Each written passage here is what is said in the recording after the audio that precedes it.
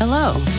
Welcome to episode 5 of the Get Organized for Life podcast series, where we talk about organization, time management, and workplace productivity, all served up in small bites because we know you're busy. I'm your host, Pat DePalma, productivity and organization specialist and owner of Organized for Life in Wilmington, Delaware. So today, I'm super excited to have Nicolle D. Surratte with me in the studio today. Nicolle is the Chief Inspiration Officer of Inspired, which is a wellness and stress management consulting and speaking practice here in Wilmington. Nicolle's mission is to educate and empower women and men to combat stress at home and in the workplace to improve their health and well-being. So Nicolle, welcome. Thank you so much for making the time to talk to us today. I'm glad to be here. Appreciate the invite. Yeah. So I've known you for a while, and I know that you have a master's in education, and you worked in the field of childhood education for many years. So can you tell us, how did you come about to start Inspired? Inspired actually started in 2007, and I started doing seminars for separated and divorced women. Lots of people were dealing with it. Nobody was talking about it. I became that voice. I would do a yearly seminar called Diamonds of Destiny, but when my vendors would be single or married, and I would include them in the presentation, and they would say to me, I really got something out of what you shared. You need to open this up. I said, nope, not going to do it. Separate, divorce, that's my niche. I'm going to stay there. Well, after the second year hearing the same thing, I thought, okay, let me open it up a little bit. So it moved from information for separating divorced women to women altogether. And then I got a breast cancer diagnosis 8 years ago. So I just celebrated my 8th cancerversary. Yay. And it moved from just women's issues to health and wellness issues. And I realized that I believe stress was a contributing factor to my diagnosis. So my job was stressful, and I realized I couldn't fight cancer and fight people on the job. So I came out of the job and started working in Inspired on a full-time basis. Wow, that's amazing. So I know that you do speaking engagements and so on and talk about this. So can you tell us a little bit more about, what kind of organizations do you speak to? What specifically you speak on stress? Any other topics that you cover? I cover a variety of topics. It just depends on the theme or the organizational challenge. So I'm talking about health and wellness as a lifestyle, and including stress management in that. Stress impacts our lives in so many ways, and unfortunately stress has become an epidemic. And stress can impact us in ways that people may not think about. So we look at our lives, unfortunately, in isolation, and we don't realize how very interconnected our lives are when we talk about our physical, mental, emotional, spiritual, and even occupational health. So I help people see how they can all be connected and how we need to be proactive about our health instead of being reactive. Wow. So, we seem to dismiss stress as an unavoidable part of modern life, right? No one can avoid stress altogether, but we seem to accept excessive amounts of stress as sort of the way things are. So how can we recognize when we're at the point that we need to do something about it, that it's just too much stress? So just in case some of the listeners aren't clear, we are biologically wired to have an automatic response to stress. The problem is your body doesn't know the difference between an actual threat, so let's say you're being chased by a saber-toothed tiger, versus a perceived threat. Maybe you're dealing with a critical boss or family member or friend. Your body is going to react the same way.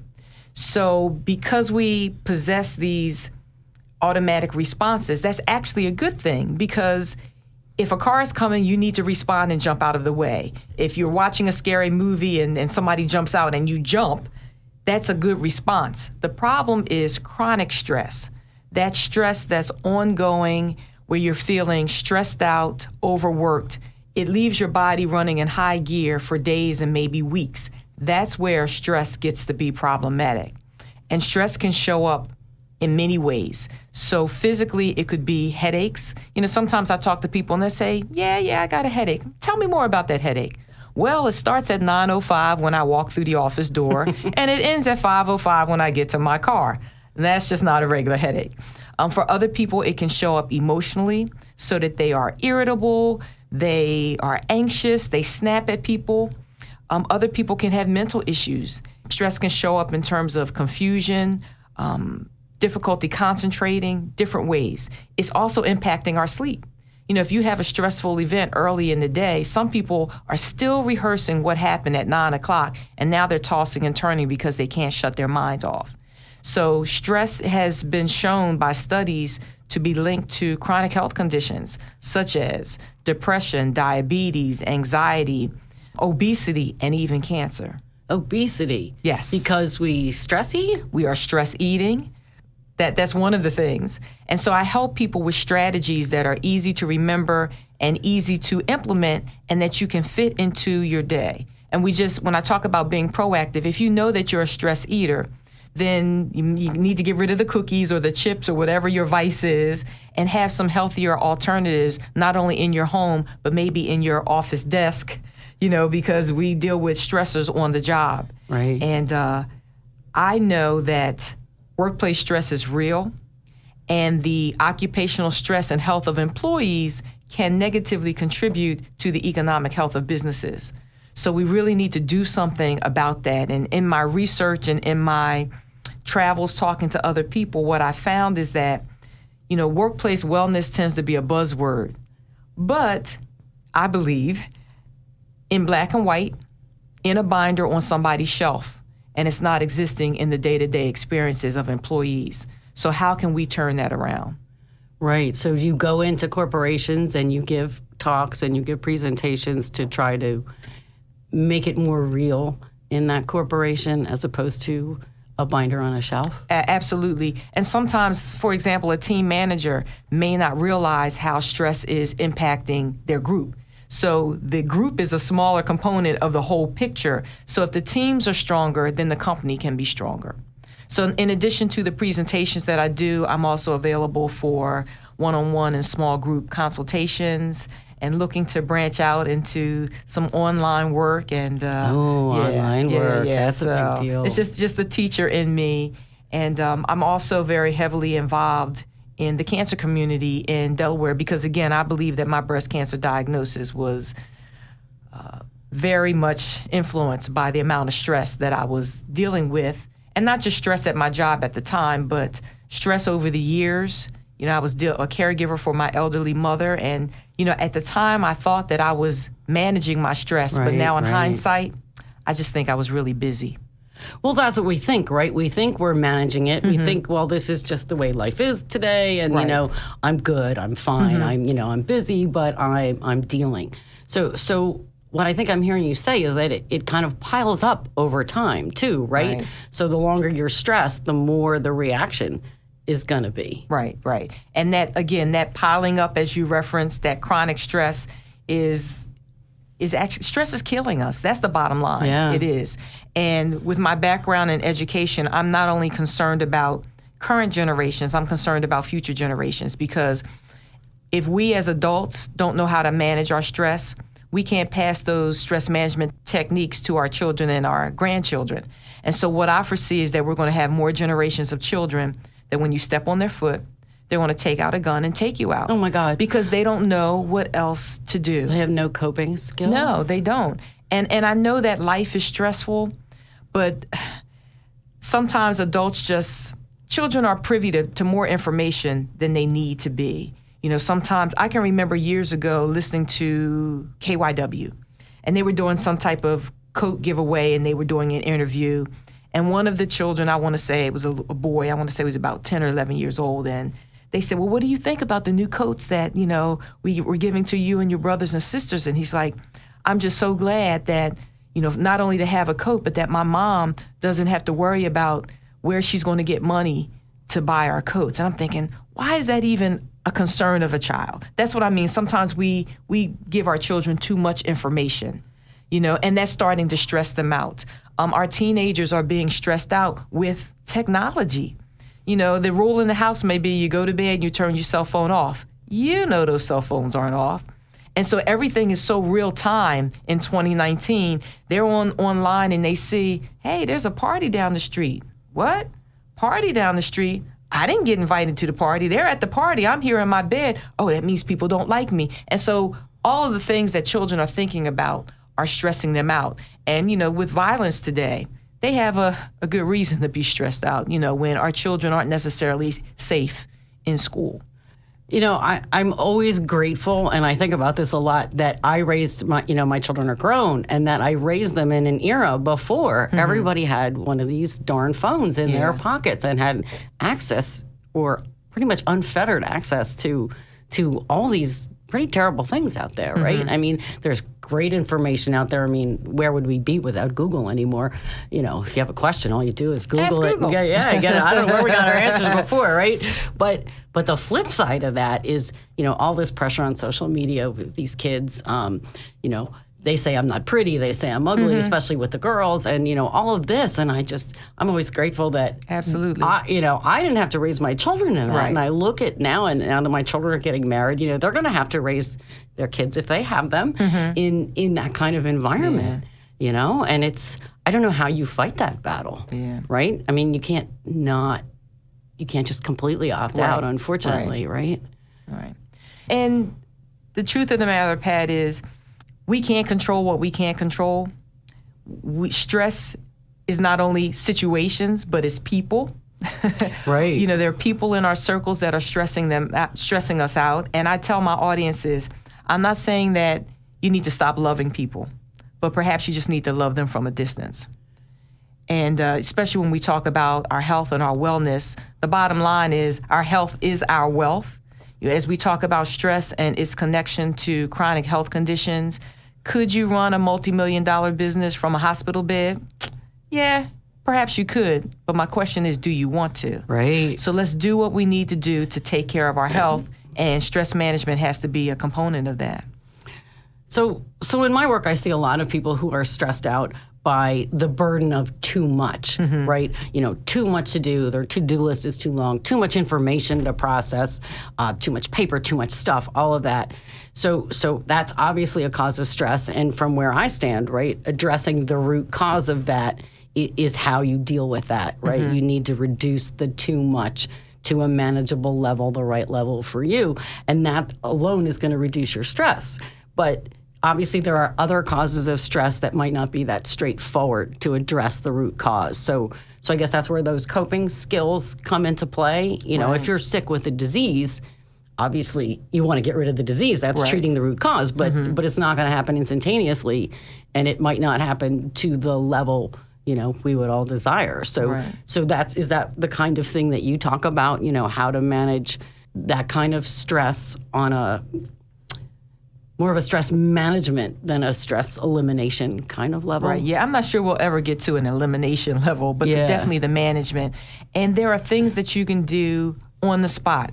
Deep breathing, for example, diaphragmatic breathing is kind of foundational to many stress management, meditation and things like that, where if you're having a stressful moment, just to kind of step away and take deep breaths and get back to it. You can think about somebody at a call center. If they're answering the phones, the very next thing that comes out of their mouth may make or break the deal. So maybe you need to just put a customer on hold and say, ma'am, I'll get back to you in a minute, and just step back and just inhale and exhale, and then come back with just a little more clarity. So things like that help people. Exercise is a great way to manage stress. One of my favorite ways to combat stress is laughter therapy. Oh, well, that's the best, right? Absolutely. Absolutely. If you even think about children, young children, babies laugh at everything. And sometimes we just need to kind of get back to what we thought, how we were brought up, and just being fun and just not taking ourselves or life so seriously. I know as a cancer thriver, that was very helpful to me. I don't see how you get a cancer diagnosis and don't have a sense of humor.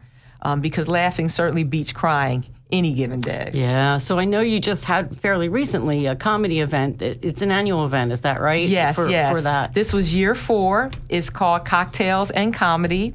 And for people who don't know, our chemotherapy drugs are referred to as cocktails. And again, laughter therapy is my favorite way to combat stress. So I have to give people that explanation because they see the term cocktails and comedy and they get all excited. Yeah, we think we're going to have some. We're going to have some umbrella drinks. I have to tell them that this is an alcohol-free event. But it is held on National Cancer Survivors Day, which is the first Sunday in June. So it was June 2nd this year. And for the second year, I was back at the Music School of Delaware. And the comics some of the comics are actually cancer survivors, which is great. And it's been growing, and next year will be year 5, so I'm really excited about that and have to figure out something super special to do. And it is a cancer fundraiser for my fall event called the Kaleidoscope Survivors Ball, celebrating the beauty of broken pieces. And that'll be Friday, September 20th, and it is for anyone. So it's for survivors, they're caregivers. I've been a caregiver, and I just believe a caregiver is just a special type of survivor. So it's for the survivors, their caregivers, and their support team, because we can't do it without the support of others and anybody else who wants to join with us to celebrate life.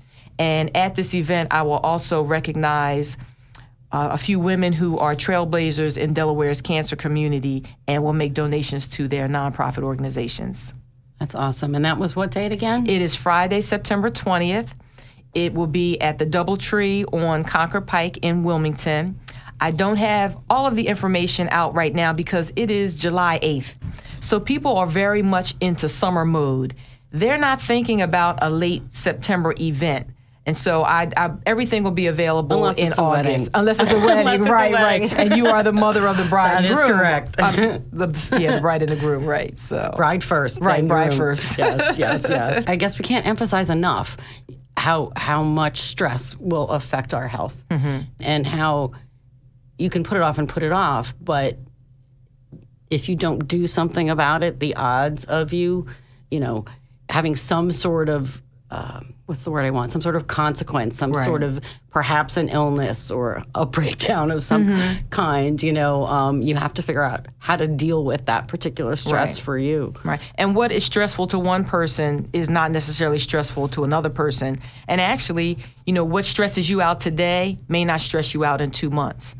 So right. I mean, I found as I've gotten older, there were a lot of things that used to stress me out in the past that I just let roll off now. And I don't know if that comes with age, right? But it's just, I just can't get excited about that anymore. And again, I shared earlier, stress kills.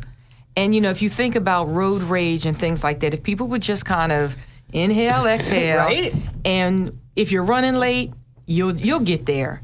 But, cutting people off, and, there have been a number of people who have lost their lives to road rage. It's not worth it. It's not worth it. And, sometimes we miss the blessing in it all. When I try not to get too bothered, if I'm running a few minutes late, because I don't know why traffic is tied up. And then when I drive by the accident, then I'm grateful that I have an opportunity to drive by, because if I'd left that on time, perhaps I would have been involved in it. So we need to kind of change the lens and our perspective on life and living. And that what you just said, I used to get terribly agitated. I don't Get out of here, Pat. Me, right? Who, me? I don't like to be late. I try, and sometimes your best laid plans are just an accident on 95 away from not happening the way you want. And so, like you say, I read something that someone said something similar to what you said about, I'm just grateful that could, that's not me, right? And feel bad for those people rather than feel bad for yourself because you're late, One thing, if I may interject, if we would take time for ourselves, I know as women that can be problematic. We're wearing 1,000 hats. We will give our time and attention to everybody else and everything else, and a lot of times we fail to take care of ourselves. And that's really important, because if you're not taking care of yourself, you can't bring your best self to the table. So that may mean 15 minutes a day, just going for a walk, or putting a sign up on your bedroom door, do not disturb mom, so that you can take a bubble bath, that you can journal, that you can take a walk in the park. Because if we take care of ourselves, we can, again, be in better position to take care of other people. And one of my favorite books is called The Little Book of Stress by Dr. David Rosen. And one of the lines and it's really a little book. It's a little teeny book with short chapters. You can just throw it in your pocketbook. Yeah.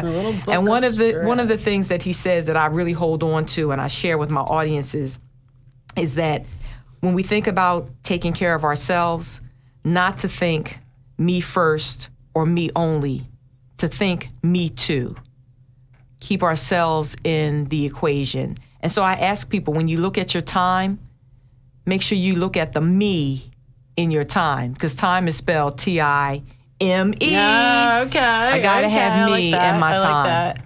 Yeah, it's true. And you know, I've been there, right? Raised 2 children, and you know, everything is about them and what they need and all that. And you're right, when you're doing that, all that for everyone else, it can be exhausting. And when you're exhausted, you don't have the patience. You don't have, you know, and again, it can also impact your health, right? So I think it's a hard lesson. It is. For us, especially women, like you say, to learn that, you know, sometimes it's got to be about me. Right. Right? And I think that's another thing that comes with age, or maybe it's because the children don't live with me anymore. But, you know, now it's like, no, this is my time. I'm going to sit here and read for 20 minutes, or, you know, I do this, and this, and then I must have a break, you know, and that's how you stay sane, right? Yes. So awesome. Well, thank you so much. What have you got there? Yes. So Nicolle is about to release her first book. Yes. And it's very exciting. It is called The Voice of Victory in the Valley. Oh, it has a subtitle. I'm not sure I can read. Okay, she didn't have her glasses on. Well, it's small print. It's called Diary of a Breast Cancer The Voice Thriver. of Victory in the Valley, Diary of a Breast Cancer Thriver. And it is about to go to print. The book will give you a behind-the-scenes look at what happens when you get a breast cancer diagnosis and go through treatment. People think when you get breast cancer or any type of cancer, that's all you have. No, you've got cancer and you've got life to deal with and all of its interruptions. Somebody asked me, well, why did you want to write a book? And I said, well, I always knew that there was a book that needed to be written. But many people would say to me, if you didn't tell me you had a diagnosis, I would not have known, because you never seemed to miss a beat. And people didn't realize what it took for me day in and day out to leave my house and make it look like nothing was going on. I can't even imagine. So, I mean, I've seen people go through treatment, and it is not So this pleasant. is literally a peek into my diary, because I journaled during my cancer treatment. So you can look in my diary and not have to worry about finding the keys and picking the little lock on my diary. And it has resources in it, because it's not just for survivors. It may be for someone who's newly diagnosed. There are references in there, explanations in there, so that, because when you get a cancer diagnosis, you get a whole new vocabulary. So I give people an explanation of what it means to have a mastectomy versus a lumpectomy, or get lymphedema and things of that nature. So, you know, if your listeners would like more information about the book, you can do pre-orders now. Go to www.Nicolle, Nicolle, Inspires, INSPIRES.com, and you can order your copy. And Pat, because I'm so grateful that you are having me on your podcast today, if your listeners enter the code VOV2019, they'll get a 20% discount on their signed copy of the book. Very nice. Very nice. Thank you. Yeah. So aside from your book, if our listeners were interested in having you come speak, or being one of your small group or individual coaching or consulting clients, how would they reach you? My office number is 610-812-9997. Again, 610-812-9997. And my website, the company website, is www.inspired, Inspired, by B-Y, Nicolle, Nicolle.com. You can see some information about the programs that I offer, as well as feedback from some of the people with whom I've worked. And there's also a way to send me an email, and I would love to hear from you. Awesome. Thank you so much. Thank you, Pat. So you have been listening to the Get Organized for Life podcast with productivity and organization specialist Pat DePalma, with special guest today, Nicolle D. Surratte of Inspired. Thank you all so much for joining us.